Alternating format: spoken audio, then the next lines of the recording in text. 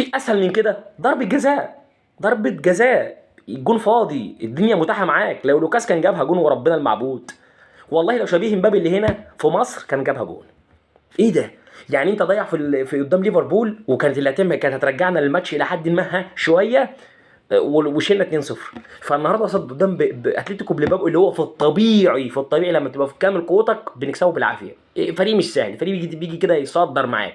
خش يا مبابي شوط، يلا حبيبي ضيع يا بابا. ده انت مخليت يعني ايه، انا بديك الكره ضربه الجزاء عشان تشوطها وترجع ثقتك بنفسك، مش عشان تشيل لنا وتجيب لنا ضغط وسكر مبكر وحاجات مبكره. صح؟ ده حقيقه يا عم كارلو انشيلوتي.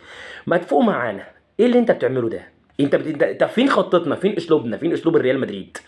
فين الاسلوب والخطه بتاعتنا اللي بنلعب عليها؟ احنا بنلعب يعني ايه؟ يعني ان كان توفيق من عند الله وان كان تقصير فمننا. ده اللي بنلعب بيه، ده اللي الريال بيلعب بيه مدريد الفتره اللي جايه، بالرغم من الاصابات وبالرغم من الهبد والرزع اللي عندنا. مفيش مستويات، مفيش اداء، مفيش اي حاجه خالص. ومحدش يقول لي احنا كان لنا ضربتين جزاء. التحكيم مظلوم، ايه المشكله؟ ده عادي، هي دي كره القدم. ما تعتمدش بقى على ضربه جزاء. جات لك ضربه جزاء عملنا بيها ايه؟ يعني اخواننا اللي بيقولوا الريال اتظلم، ماشي، ما هي جت ضربه الجزاء. عزيزي المدريدي، ما هي جت ضربه الجزاء عملنا بيها ايه؟ الاستاذ ضيعها. ضربتين جزاء كانوا يرجعونا الماتش، ضاعوا بالسلامه. ايه ده؟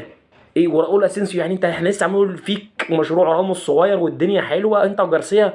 ايه اللي حصل؟ لا لازم نغلط. ويعمل في الفيردي ايه اللي حصل معاك؟ وتغييرات وهبد خد من قلبك يحب. ايه ده؟